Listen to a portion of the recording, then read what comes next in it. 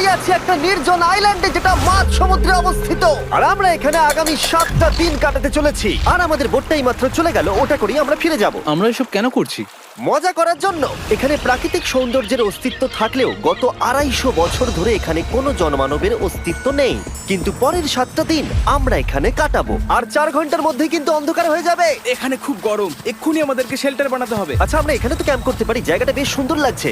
তাহলে আমরা এখন এখানে জিনিসগুলো রেখে কাঠ আনতে যাচ্ছি, আর তোমরা দুজন। আমরা ক্যাম্প বানাচ্ছি। হ্যাঁ, ঠিক আছে, তাই করো। চলো শ্যান, চলো চ্যান্ডেলার। কি করে ক্যাম্প বানায়? আমি জানি না। আর তাই আমরা তাড়াতাড়ি কাজ শুরু করে দিলাম, কিন্তু আমাদের সাবধান থাকতে হচ্ছিল, কারণ তোমার উপরে পৃথিবীর সব থেকে বিপজ্জনক গাছ রয়েছে, যেটা কাটলে খুবই বিষাক্ত আঠা বের হয়, যা তোমাকে প্রাণে মেরে দিতে পারে। তাহলে আমরা এখানে কেন দাঁড়িয়ে আছি? আর ওদিকে নোলান আর ম্যাক আগুন জ্বালানোর জায়গা তৈরি করছিল।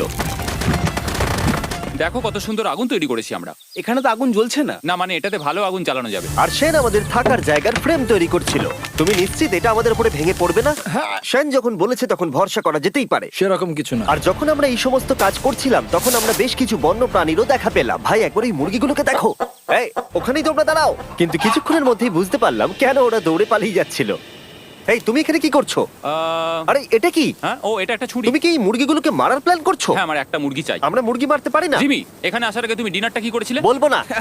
প্রথম দিনের বাকিটা ক্যাম্প তৈরি করতে কেটে গেল, যেটা ছিল বেশ সহজ। এখন তোমাদেরকে ক্যাম্প দেখাবো। এখানে আগুন জ্বলবে আর এখানে খাবার তৈরি হবে। এদিকে এসো। আর ঠিক এইখানে আমরা ঘুমাবো, যেটার বিশেষ প্রয়োজন। তারপর আমরা নিয়ে এলাম সার্ভাইভাল ক্রেট, যাতে ছিল খাবার, জল আর সবথেকে গুরুত্বপূর্ণ একটা ফ্লেয়ার, যা বিপদে কাজে লাগতে পারে। আর সূর্য ডোবার আগেই আমরা সমস্ত কিছু তৈরি করে নিয়েছিলাম, একটা জিনিস ছাড়া। দাঁড়াও 1 মিনিট, সানস্ক্রিন দিয়ে কি আগুন জ্বলে?